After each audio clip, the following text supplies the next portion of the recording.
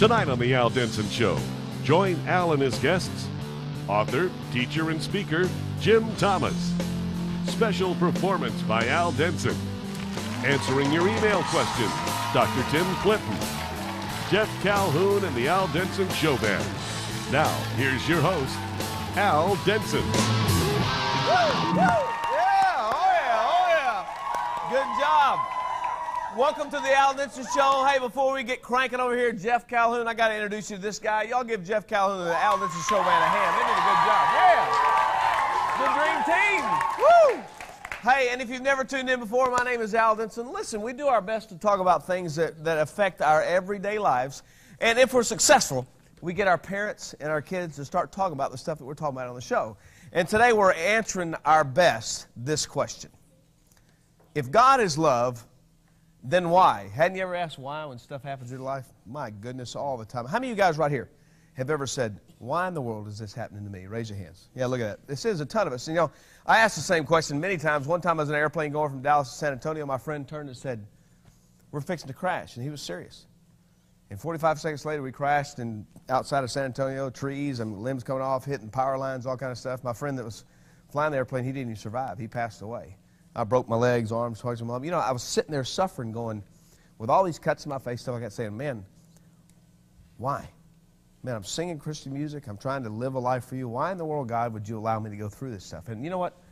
We all ask that question. Now, let me tell you something. Suffering, it comes in tons of different forms. Like, you know, when somebody gets a crippling injury or the death of a loved one, or, you know, all of a sudden you hear about grandma or grandpa getting a disease or divorce or breakup, and you mess around with your boyfriends or girlfriends, you know, loss of your dream, whatever. Suffering comes tons of ways. And then there's the big tragedies that happen in your life, like, you know, terrorist or war or things like that, big major accidents, stuff like that we can't figure out, earthquakes, tornadoes. And when we go through this, a lot of times people say, why in the world is all this happening to me? Well, we wanted to find out what kids thought. So we went out in the public schools and we asked the kids this question because I was kind of curious, you know. And you answer at home, what would you say? Why do bad things happen to good people? And here's what they had to say. It's consequences to things that they've done in the past before. I think some people bring it upon themselves, not necessarily all the time. We have to have consequences for our actions, and sometimes the consequence for one person's actions affects other people. God gives us tests so that we can get closer to Him and have more faith and put our trust in Him. A few years ago, a series of tornadoes kind of took through Arkansas. And the sad thing about it was it cost about 26 people their lives. Well, the legislation in Arkansas there, they decided to pass a bill that said, you know what, they weren't going to allow insurance companies just to drop people because of these storms and stuff that were passing through.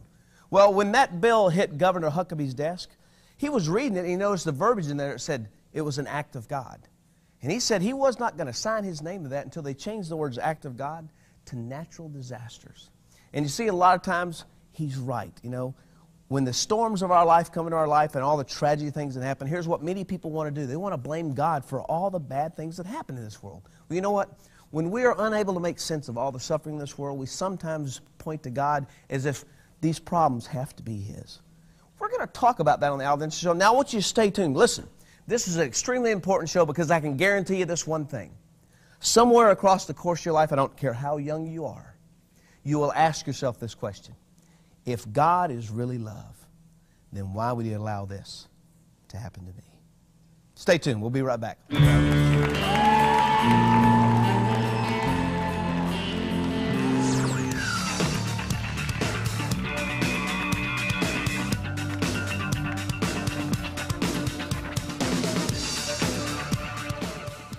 You know, we're asking the question here on the Al Denson Show, if God is love, then why?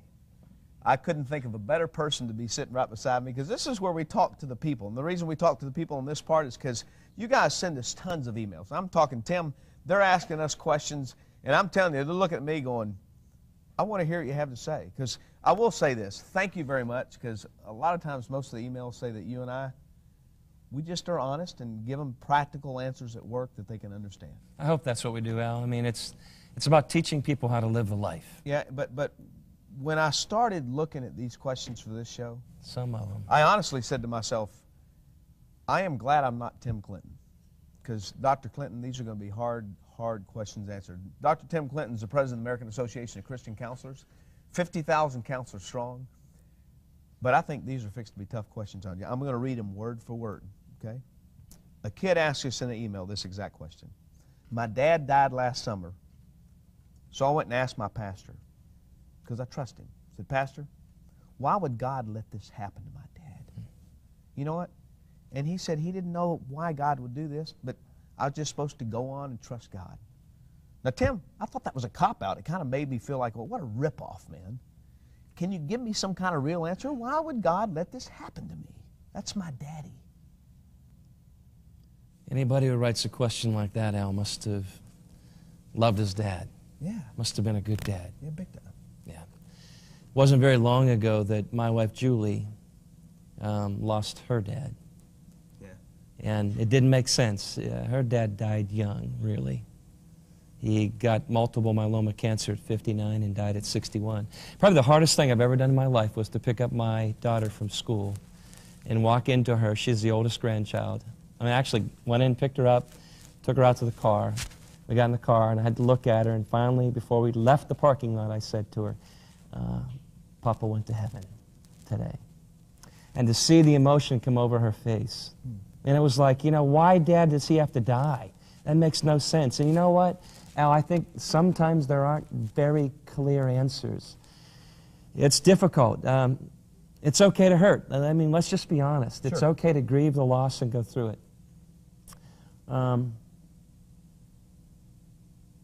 Julie and I have tried to process the loss of her dad, loss of my mother. I think the thing that helped us the most was just simply to say this. You know, it's because of God that we'll see Dad again, that we'll see Mom again. And if Dad were here right now, Julie, if your dad was here right now, what would he be saying to you? Honey, I love you. And I'm so glad that God gave me to you. And you know what? You need to thank God that He gave me to you. And honor that by living just the way I've taught you. And if you can do that, here's what Jesus did when He realized, and He was sharing with the disciples at the Last Supper. You know what He did? He took them from their hurt, and He focused their mind on heaven. He took them from John 13 into John 14:1. If you can start thinking about heaven, it'll take a lot of that pain away. And with time, God will let you see them just the way they are now. Yeah, you know, I wrote this out exactly because this is a painful one too. A parent wrote this. Now, my neighbors were driving home from spending Christmas with their family out of state. A drunk driver ran a red light and crashed into their car. The parents walked away uninjured, but their little bitty baby in the back seat, in the car seat, was killed. The mother asked me today, you know, why would God let something like that so horrible happen to such an innocent little baby like that? And what's sad, Tim, is I didn't know what to say. Life seems unfair. What do I tell her? Sometimes it just all doesn't make sense. Now, I think what I have to do is step back for a moment. Think about this. God is no stranger to loss either. What do you mean, Tim? He had to give His Son for us. What's so beautiful about Romans 8, and I think that's where people ought to camp right now, when you're going through a season of trouble or trial, listen to this one verse. He who spared not His own Son, but delivered Him up for us all, how shall He not therewithal freely give us all things? So believing that He's faithful, then step back for a moment. What can you be? What can you do in a situation like that, Al? Yeah. And my comment is, it's just like with Julie, with the loss of her dad, or with Megan. Just be there. Put your arms around each other. I call it the ministry of presence. Yeah. And then the ministry of prayer. Focusing your heart, your mind on things that are above. And listening to the faithfulness of God. He's the one who, by the way, created heaven and desires us to spend eternity with Him forevermore. That's top-down living. Yeah. Reorient your mind. It's amazing to me how many people turn their backs on God. Oh. You know, and they say, you know, if God is love, then why? They say God ain't love, and you were wrong and sell me a bag of goods all the time. Listen, I want you to stay tuned, because I promise you, what we need to do is focus in on really why we know for a fact that God is love. You know, we have a great guest coming on the show. His name is Jim Thomas. You're going to love him, so promise me you'll stay tuned right here to the Al Denson Show.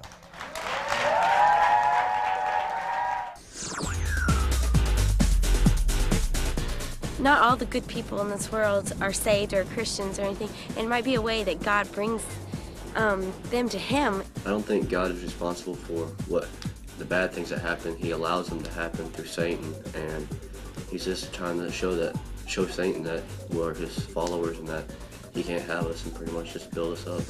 We're doing our best to answer the question why. If God is love, then why? I remember when I went to college, I get in freshman English. Man, I will never forget this. I get into freshman English. Now, I want you to hear this, Jim, because you'll like this story. I'm fixing to introduce our guests in a second, but I get in freshman English. There's about 200 people in there. English teacher comes in, says, we're going to have 3 grades in this class, 3 tests, and that'll determine your whole grade. And one of them takes place today. So he goes and calls roll for 200 people. Then sure enough, he gets done with that. He checks our last 4 digits, our Social Security number, makes sure we're all there. Then he turns around the board. He writes this word, W-H-Y. He writes Y on there. He says, I want you to write 100 words or less on that word right there. Puts his pen down and walks out of the room. I'm thinking to myself, this is going to be a long semester. So I start writing, why are the trees the way they are? Why do the birds fly? You know, I started doing this, and I got all frustrated. I just wadded it up and threw the paper down, put why not, and went and turned the thing in and walked away.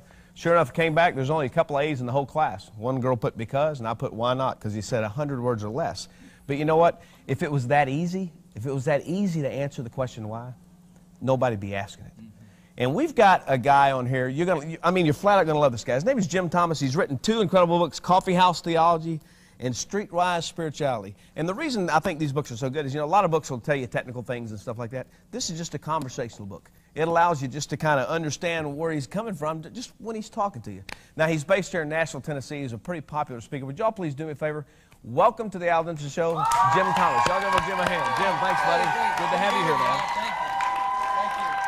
I have to tell you this. I am very, very glad that you're the one answering these questions and not me. Because we stopped and asked kids a question on the front of the show. Why do bad things happen to good people? How do you answer that question?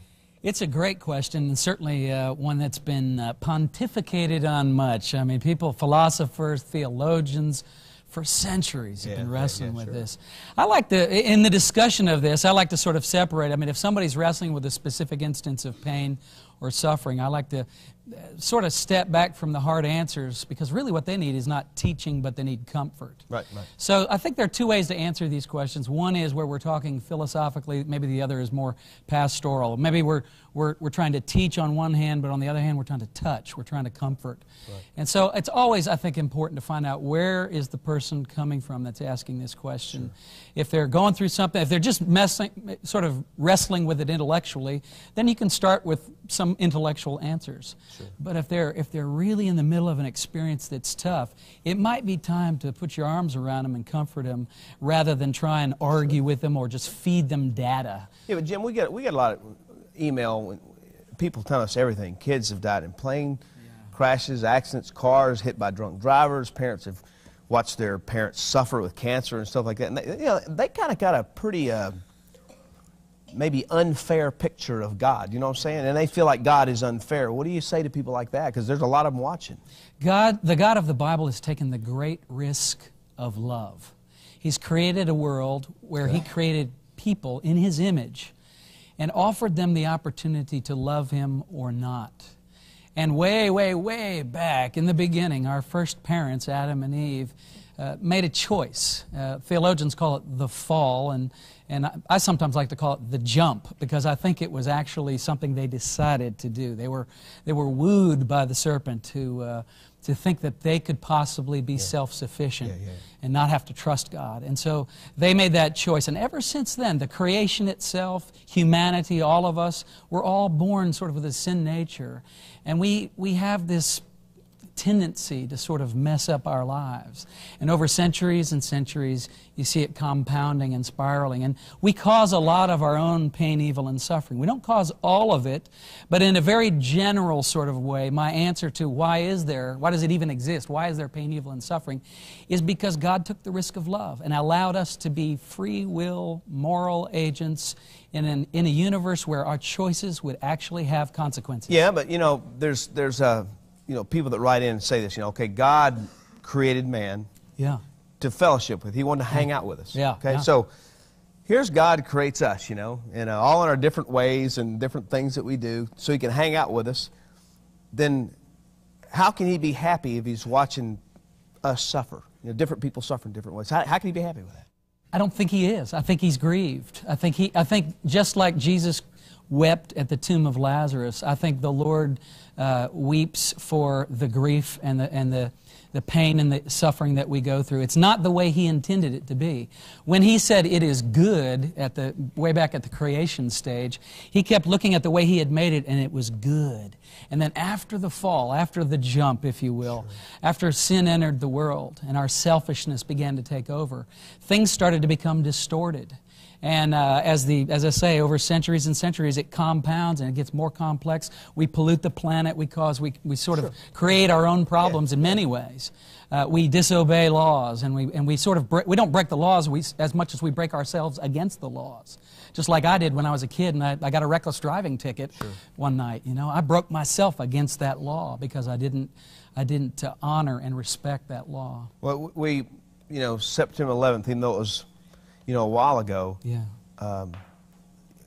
we heard from a viewer that said, Al, answer this question. I lost my daughter in 9/11, and now I've lost my faith in God. But here's the way they asked the question. They said, where was God when those terrorists were slamming in that World Trade Center, in the Pentagon? Where was God? Right. Great question. And if anybody saw the National Memorial Service, President Bush got up and said that, and Billy Graham actually got up and said the same thing. We have to be honest as Christians and say we can't really answer every single question on every specific instance of pain, evil, and suffering. However, some evil people made an evil choice that day. People who had got it into their minds that to do that sort of thing was somehow justifiable as right.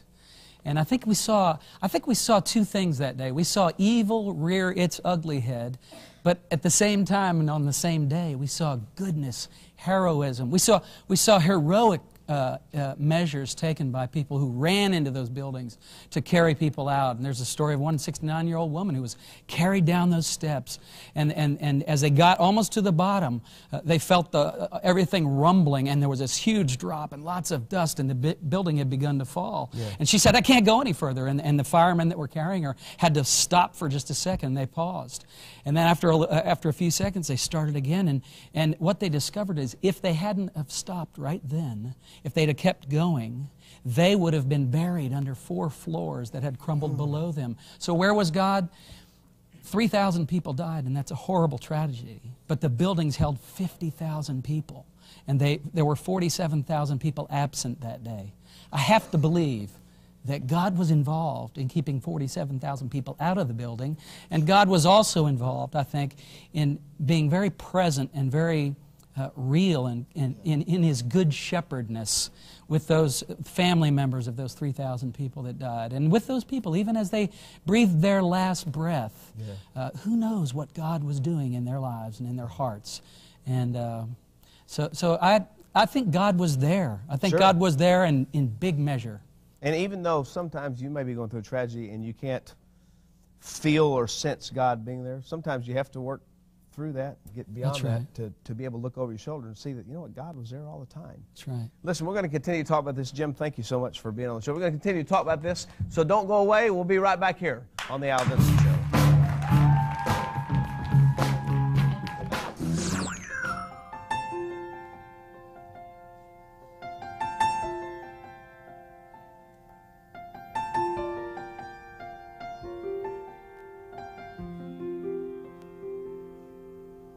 Don't know why it happened.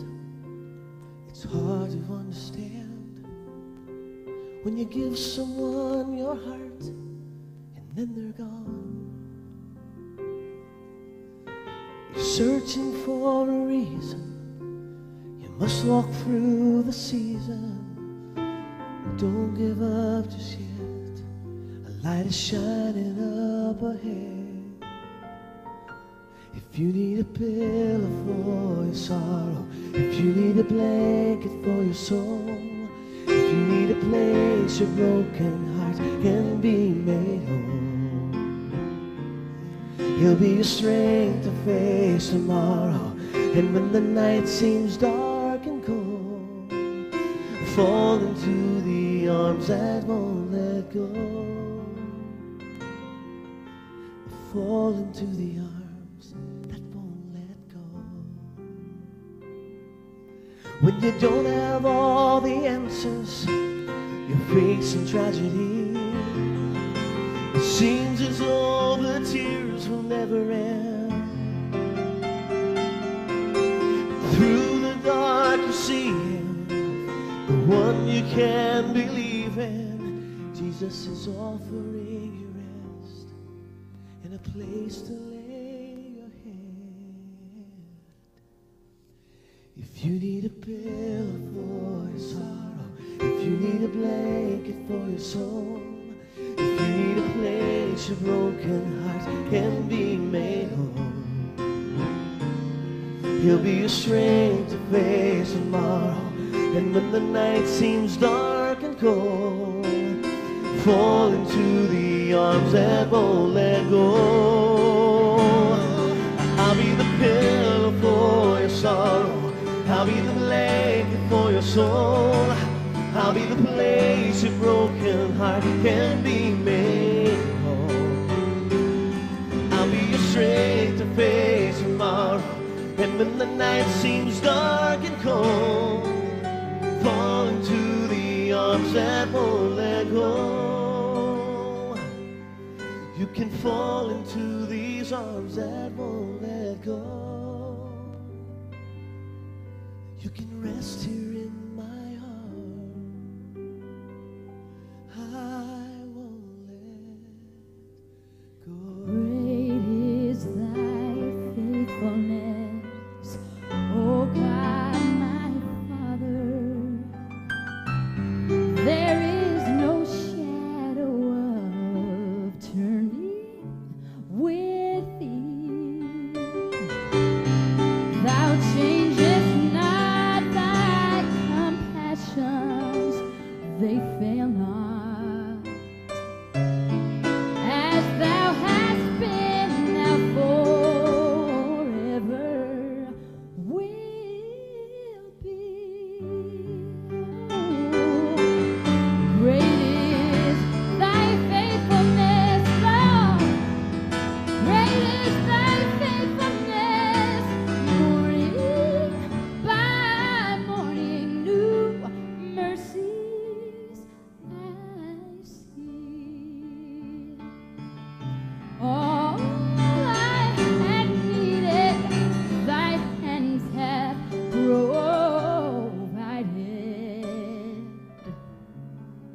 Great is thy faithfulness, Lord. Great is thy faithfulness.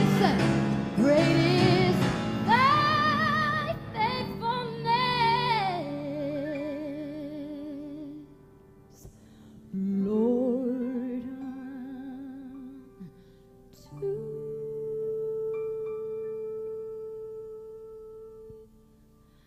me. If you need a pillow for your sorrow, if you need a blanket for your soul, you can rest here in my arms.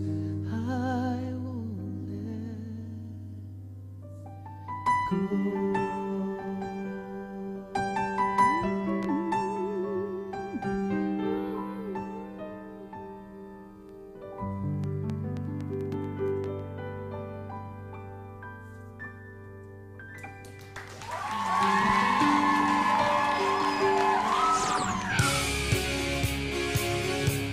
I think it's a test from God, you know? Like usually when something bad happens, good comes out of it. So I think it's kind of like a test, you know, for your experience. Just think that, yeah, everything's going smooth, you know. God's going to tell you, you know, hey, your focus is not on me, but it's on the good things that are happening to you. You know, as we wrap this edition of the Al Denson Show up, I want to thank Jim Thomas. What a direct set of answers to some really tough questions. You know, and Tim Clinton, man, he always does a great job. But listen, if you're sitting out there and you're still saying, but, you know, I'm not quite sure you've answered in a simple form the question, if God is love, then why? I want to share this illustration with you. Up in the mountains of Colorado, there's this old man. And this old man, what he did, what his job was to take gold and refine it. So he had this big old black pot, and he'd put this gold in this black pot. He'd put the fire and all the wood underneath there, and he'd heat it up. And, you know, people would come from miles just to watch this man. And, you know, as it got hotter, he'd stir it all up. And as the fire began to really start to heat up, all the impurities in the gold would kind of come up to the top, and he'd kind of skim them off. Well, one day he's going through this process, and somebody in the crowd yells out, "Hey, sir, how do you know when the gold is done?" The man responded back this. He said, "When I can see my reflection in the gold, I know the gold is pure." Sometimes when we're going through the storms of life, God's wanting to refine us. God's wanting to look and see if he can see his reflection inside of our heart of hearts. You see, this is a common fact. All of us in this room and all of us watching by television, we're going to suffer hard times. We're going to ask the question, if God is love, then why? And when you're asking that question, you stand in one or two shoes. And here's why. If you're asking a question, you can do this one thing. You can say, you know what? This is God's fault. I don't like this. And you can turn your back and you can walk away from God. Or two, you can say to yourself, man, this is the toughest time I've ever had in my life. If I've ever needed God, I need God now. And you can ratchet up and get closer and closer to God, because you know what? He's standing there saying, I want to help you. I want to help you. But you've got to come to me. So I want to encourage you guys. Man, if you're asking the question why, I want to ask you, how's your relationship with Christ? Are you running from God saying this is God's fault? Are you running to God saying, God, here I am, take all of me, show me why? I want to offer you this book. This book's absolutely free. If God is love, then why? And here's how you get it. I want you to log on to our website. It's www.aldenson.com. Then click on the TV icon. And when you get there, you'll see a ton of these books. And then you'll see this one that says, God is love, then why? You know what? People are downloading this book by the tons because everybody faces tragedy. Everybody asks that question, why? You can click on it, download it, take about 3 minutes. You'll have it right there in your hands. And remember this, as you scan through it, when you get to the very back page, you're going to find out it talks about this. It talks about it's really difficult to understand why unless you have an incredible relationship with Christ, because Christ is the one that helps carry you through those tough times, and you've got to be at peace with God. I want to thank you for watching the Al Denson Show. Listen, when you scan on the TV channels and you see something like this going on, keep it tuned in, because it's probably us right here on the Al Denson Show. Thank you. God bless you guys. See you soon. Thank you very much. Be sure to get some love.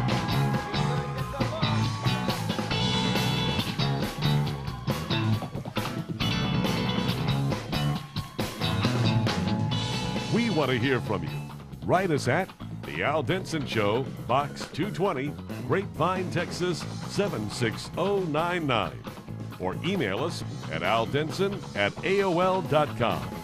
Thanks for watching, and be sure to tune in next time to The Al Denson Show. The Al Denson Show is an outreach of Celebration Ministry.